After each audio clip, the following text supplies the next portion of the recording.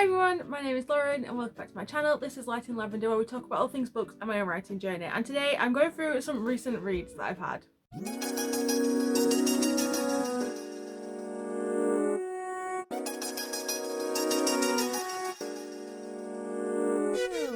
So you might have seen that I've not really been doing wrap-ups really on my channel. I don't know what it is, I've just kind of lost the love for creating wrap-ups, but I also want to talk about the videos that I have read. So I'm going through the books that I've read in February, March, April and May. Don't worry, there's not too many. I've also kind of fallen out of my, I don't want to say love of reading, but I've hit a slump, let's put it that way. So in February I read a total of 5 books. This included 1 library book, 1 e-arc that I had and 3 owned books. That was in the format of 1 physical book, 1 ebook, which was the e-arc, and then 3 audiobooks. So February was a pretty decent month for me. I managed to average around 4 stars per read, and I read a total of 1,210 pages, which I would like to say is pretty good going. It's the best month out of the 4 that I have to talk about, so at least it was a good month. The first book that I read in February was The Dark Crystal Creation Myths by Brian Holwyn, I think is how it's pronounced. This was a short comic that I picked up when I went to, well, I wasn't going to buy anything, I just went into Waterstones and found this and bought it because I love The Dark Crystal, and with the news that the 2nd season has been cancelled for Netflix, I have started just picking up all of the comics. I bought a volume a few years ago which I really enjoyed. This is on a different storyline within this universe, but I gave this one 5 stars. I absolutely loved it. I love the Dark Crystal, I love the universe that's part of it, I love the way that the world is told, so 5 stars for me. This comic, and I think there's a couple that follow it because I think this is volume 1, I'm not really sure how many there are. Another thing I need to look into because I would like to finish this, but it's a great backstory for the world of Thra and how Aughra came to be and how the Skeksis and I can never remember what their other parts. The Watchers? Is it that? To say that I love this film and this like world, I'm really bad at remembering the names, but it tells how the crystal is used and how the original beings were wanting to sort of subvert and take that control, and how they were able to get Aughra to stop looking at the world and to look towards the stars instead. So I am really enjoying it. I need to get the others to finish off the storyline because it kind of does just abruptly end, but I am glad that I picked it up and I just need to finish it because it's so good. It's such a good story. The second book that I read in February was Rebecca by Daphne du Maurier. I gave this 3.5 stars. It's one of those classics that everyone sort of like recommends as something to watch. You see the adaptations online all the time about it, and I thought I do enjoy a good classic, so let's see what this one is about. It was a very sort of strange book.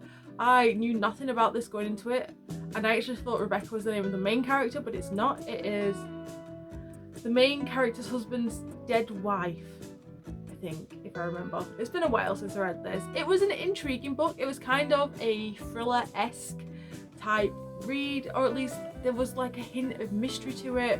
I liked the way it was done. I think the characters were interesting. I don't think it was a great book, but 3.5 stars is still not bad. I think that maybe it just wasn't quite right for me, but I did enjoy it. I thought it was an interesting read. I would say that if you are looking to read classics, it's a good one to read because it's not too long. I listened to it on audio. I can't remember how long it took me to get through it, but it wasn't, I think it was a 4-hour long book, so it's not an overly long book at all to read or listen to.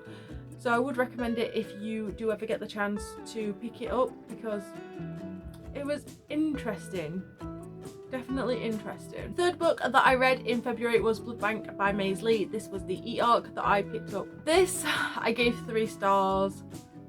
I feel like 3 stars is also a little bit too good for this book, maybe? I don't know. It kind of like averaged out at 3 stars with how I rate books with my tracker that I've got that I borrowed from Kat, so I'll leave a link to it down below. But yeah, so it's a world where vampires are keeping everything safe, and when someone gets married they have to offer a tribute to go to the vampires. I don't know, the world was just very strange, I think, for me. There was no sort of it was just like an implicit trust, and you thought if you went to the vampires you got to travel the world, but pretty much you just become a blood bag for them. They do this thing where they test the blood to see if you've got any matches, and then there's like a weird courtship style thing, and it was very odd. I liked the premise of it, but I feel like the execution of it was just not what I was expecting, or that it was just, I don't know, there was too many like points that didn't make sense and that I was like a bit nitpicky about. So it was okay, but it's not one that I would really recommend. Some people probably really enjoy it, but it just really wasn't for me. The fourth book that I read in February was The Richest Man in Babylon by George S. Clason. I gave this 4.5 stars. This was really interesting actually. This was about how to gain your own personal wealth, and the main principle behind it was that everything that you earn, you take 10% and you keep it back for yourself, whether that's in savings or investing in yourself, somehow to sort of like get a return on that money and a return on that value. And it was done based on a guy, it's like a really old story. I looked into the history of it, but I can't remember much of it now. But it's based on a guy in Babylon who became the richest guy because he did this, and then he was teaching other people how to do it. So it was a case of, in some instances, you might take that 10%, save up, and then try and do something, and it becomes a bit too risky. So there was one story where a guy took the 10%, and then a friend of his was going across to, I can't remember what country, but it was on his travels and he was going to get some gems. The idea was that they'd buy the gems and then sell them and make even more money from it. But it turns out that the gems they were sold weren't actually gems, it was just coloured glass, so it wasn't worth anything. And it was the idea of this 10% that you earn, you shouldn't be chucking it into sort of risky ventures. It should be something that can be relied upon and depended upon, so don't take the word from people who don't know what they're talking about, because the guy who went to get the gems wasn't sort of like a jeweler or someone who worked in that industry. I think he was like a builder, or like something to do with like building houses or something. So the idea is to, the 10% you get, to find verified, trusted sources and use those to help make that 10% earn you more money. So kind of like the idea of investing, I guess, at the moment. It was an interesting way of portraying that information, and I really enjoyed it. I thought it was really easy. I've heard all this information before, so it wasn't really anything new for me, but I feel like if you're wanting to look into sort of financial education, it's a really good starting point because it does it in such a wonderfully lyrical storytelling way. So I would really recommend it for people who haven't had as much financial education. And the fifth and final book that I read in February was The Gone Fishing Portfolio by Alexander Green. I gave this book 4 stars. Again, this was another financial education book, but this one was more of a, here are a set of funds that you can buy into, and as long as you keep the ratios how he's laid it out, all you need to do is check it once a year for like 2 to 10 minutes and rebalance it and make sure that the funds are constantly at that sort of balanced level. I thought it was a really interesting idea that someone had literally gone, this covers all markets, this covers all areas, this covers all risk factors, just do it and you won't really have to worry about it. It's not going to make huge amounts of money, but it's definitely going to be something that you can sort of look into, and yeah, just like it's a nice sort of stepping stone. I have actually taken some of it into practice. I don't have the kind of money I need to completely build this, but I thought it would be a good idea to see how it works for a year, see how easy it is to just chuck it in and not think about it. And to be fair, I did this a couple of months ago and really not thinking about it. There's also a website that goes along with it, so if you don't want to listen to an audiobook or read a book about it, there's a website where you can quickly look at all the information. But I thought it was interesting, again, from the financial education point of view, and how best to get that investing side done, because I feel like not a lot of people are told about how to invest, but it is a really worthwhile and sort of needed area that people should be doing to try and break a lot of the cycle. I know that I am in a somewhat privileged position to be able to put money aside to do that, so it's something that I'm also aware of in terms of helping the people that I know in getting more money and making their money work for them. So it is interesting, but I can completely understand why a lot of people don't want to get into it, because it is difficult to sort of like build up the initial capital that you need to do investing. In March I read a total of 3 books, which is a lot less. I kind of stopped reading in March because I read 1 book in a full day and decided that I needed to not do that all the time, so I just stopped reading. I read for like 2 weeks and then read nothing at the end of March. Of those 3 books, 1 was a library book and 2 were owned books. Technically owned, 1 I borrowed from my mum, so kind of like 2 borrowed and 1 owned, but it wasn't from the library, so I'm counting it as an owned book. 1 was in ebook form and the other 2 were both physical books. I managed an average of 4.5 stars in March, which also not pretty bad going. And I managed to read a total of 853 pages. Again, not a bad number, especially for 3 books, but some months I've read so many and I feel like my reading is just going downhill this year. So the first book that I read in March was Before the Coffee Gets Cold by Toshikazu Kawaguk, I think is pronounced. I'm trying to read something that I've written this down, so I've probably spelled it wrong as well, so the cover will be here. I gave this book 4.5 stars. This was one that I've seen a couple of people read, and I think it was Rebecca from Rebecca Reads who recommended that I should read this year. It was like a 12 books for 22 books in 2022, something like that, and that was one of the books that she mentioned that I should get to. I did enjoy it. I thought it was really interesting. I liked how the individual stories within this book interwove and linked together. Didn't expect to be crying when I picked this book up. I didn't really realise like the sort of stories that were coming into it. I thought it was a really good piece of like literary fiction and I would really recommend it. It's an interesting read. I know there's a I think it's a sequel or at least like a companion book to it, which I would like to pick up at some point, but I think you just need like a little bit of space from this book so you're not so heartbroken. The second book that I read in March was Upon a Prophecy by David Eddings. I was reading this as part of a Belgariad along, but I think we've kind of stopped that. But I'm still going to continue reading the series because I'm kind of glad that I've re-picked this back up. So this book is the one that I borrowed from my mum. I gave this 4 stars. I originally read this 20 years ago. It's a really good introductory fantasy book. Picking it back up, I forgot how easy it was to read. It's a really quick read. It's not, you don't get bogged down in too many details. It's not too much information coming through at once. It is very much sort of like later 80s, early 90s fantasy tropes. Farm boy goes on a quest and they're trying to find a thing.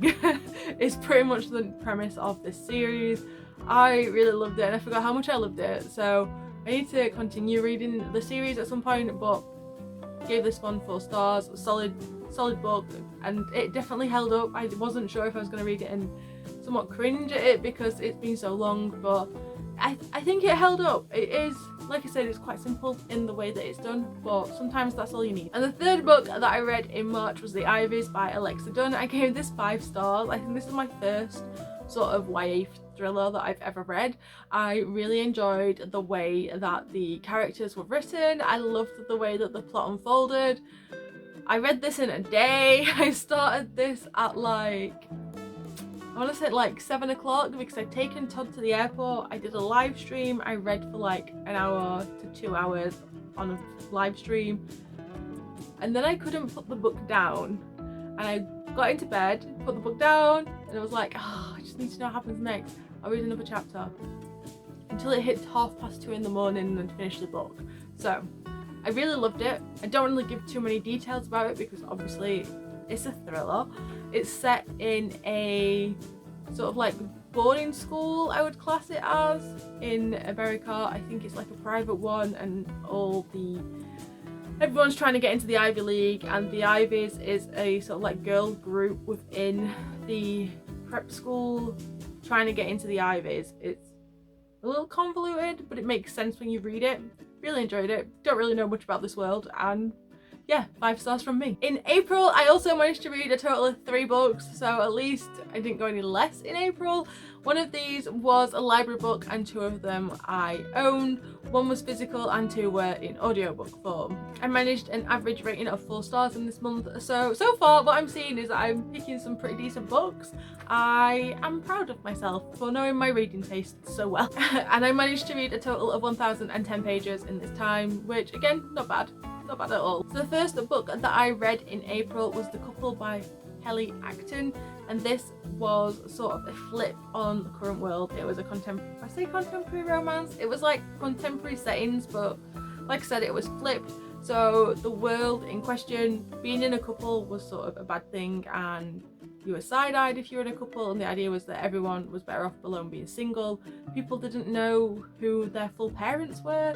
No one really had like a married couple of parents. It was normally a mum raising a kid, which I found odd that it was all mums raising kids and there was no dads raising kids.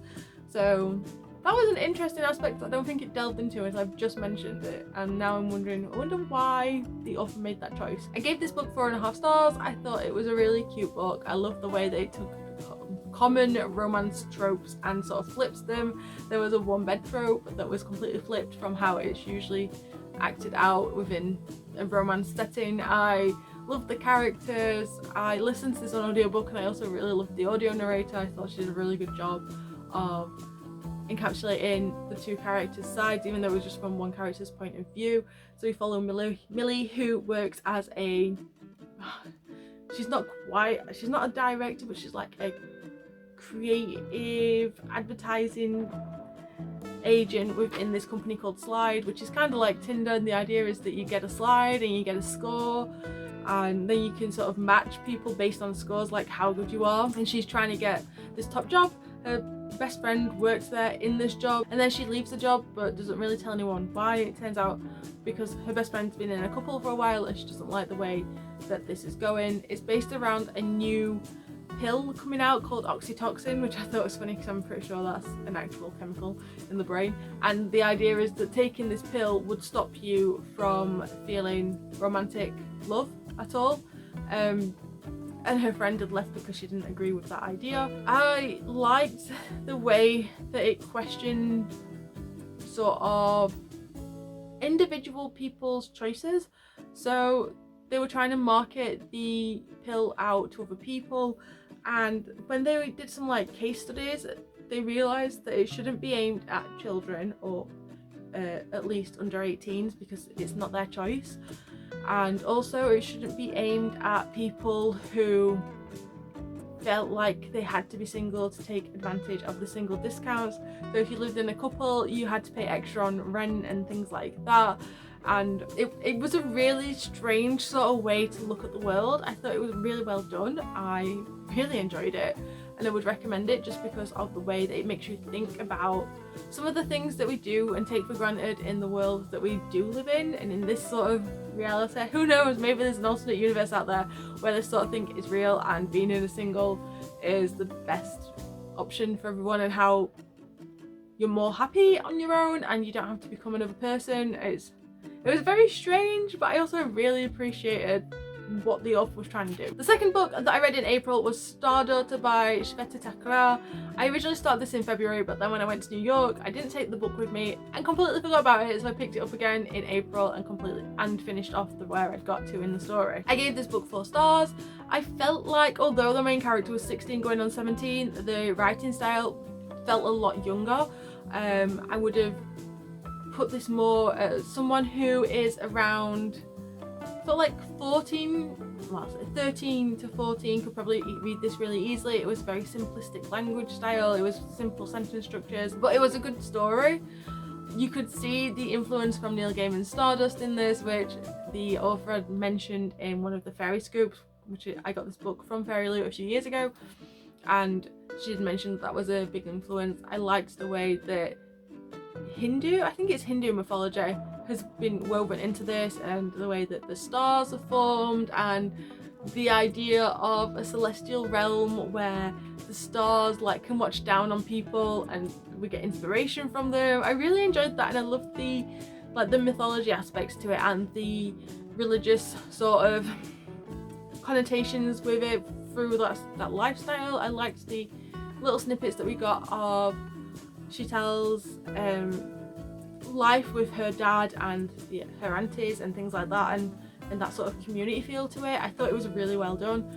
I think that its main flaw was that it just read a little bit younger than I was expecting. I thought with the books that Fairy Loot were choosing, they were a bit like more, not aged up, but at the older end of YA rather than the younger end. So if you're expecting it to be more on the older side, especially with the character's age, then that is something to watch out for because it does feel quite young in reading. And the third book that I listened to in April was One Up on Wall Street by Peter Lynch. This was an audiobook that Todd had recommended to me. He said that he really enjoyed it, so I thought I'd give it a listen. I gave this one 3.5 stars. It was interesting. It was more biographical, autobiographical on Peter Lynch's side, and the decisions that he's made and the decisions that he's made over his investing career and just career in general, and the decisions he's taken to get to where he is. I don't really think there was much advice in it because it's all like, well, I invested in this at this age and that's how I did really well, and we can't go back 40 years, so not much use to us now. But I did really enjoy the storytelling in it. I liked the information. I always enjoy listening to biographies and autobiographies and just finding out a bit more about people because I enjoy finding out about people. So it is a good book if you just want to know about someone who has been in the investing world for quite a few decades and the choices that he's made and the decisions that took him to there. So again, it was investing in stuff that you got some understanding about instead of just like scattergunning money everywhere and losing money. It's sort of a more I can't think of the words to describe it, but it's definitely more of an idea of investing what you know, kind of like The Richest Man in Babylon. It's got that sort of vibe to it where it's don't put money into things that you have no clue about, make sure that you understand it, which is a sound principle for life, to be honest. So I would again recommend this if you are interested in financial education or just investing in general. And yeah, it was an interesting autobiography from someone who by all accounts has done pretty well with investing. In May I read only 2 books. I don't know what it is. I just did not feel the urge at all to read in May,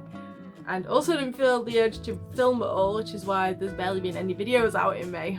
I think I'm just having like a down month. Hopefully June will be better. Of these 2 books, one was a library book and one was owned. One was physical and one was an audiobook. They both got the same score, which is interesting. So my average for the month was 4.75 stars, and yeah, I kind of enjoyed it. The downside to only reading 2 books was that I read only 485 pages in May. So if I want to, I think I put down a goal on Storygraph to read 20,000 pages, and I am like nowhere near half. So if I want to read that, I'm probably gonna have to pick up all of Brandon Sanderson's big books and just read them, just to bump it up a little bit. I wonder if I can read the rest of the Stormlight Archive, which is 4 books, in like a month or something. I don't know. Let's see if we can read that this year. So the first book that I read in May was The Rose Society by Marie Lu. This is the second in the Young Elites trilogy. I didn't know it was a trilogy, and I'm really sad because I didn't realise I only had 1 book left to go. I don't want to go into this too much, but it details more of Adelina Amotero and how her descent into the darkness that is her power. I thought it was really compelling. I thought it was really interesting. I liked the sort of unreliable narratorness that we get from Adelina. I liked the hints of how the Young Elites powers work and what is happening with them. But I don't want to go into it too much for spoiler reasons. But like I said, I gave this 4.75 stars. I really, really liked it, and now I need to go and get the last one because I need to know how this ends. But I don't know if it's going to go into everything, but I need it to go into everything. And the second book that I read in May was, I can't remember the full title for this. It was a Brandon Sanderson novella, and it was called something like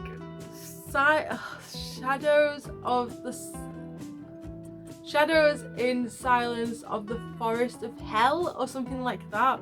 It was a really interesting short story. I think it fits somewhere in the Cosmere, but I'm not sure where.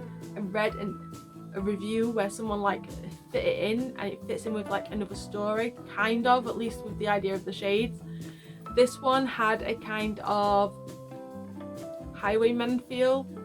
So there was an inn that was protected from these shades, and someone had been collecting bounties on criminals, but nobody knew who it was, and it delved into that storyline. I thought it was really interesting. I liked the way it was done. I like how much story we got. I think it was only like an hour long or something, but we got so much detail in that just short space of time that it felt like it was longer. And I need to know more about this world in particular in the Cosmere, and I need to try and find the book that it links to. All I can remember is that the shades were created from dead people, and I don't know if it was a violent death that creates them or not. Didn't go into it, but I really enjoyed it. So those are all of the books that I managed to read in the past 4 months. Let me know what you thought to any of them, if you've read them or if there are any that you are wanting to read. Let me know in the comments down below. If you like this video, don't forget to give it a like, and don't forget to hit subscribe if you want to see more videos from me.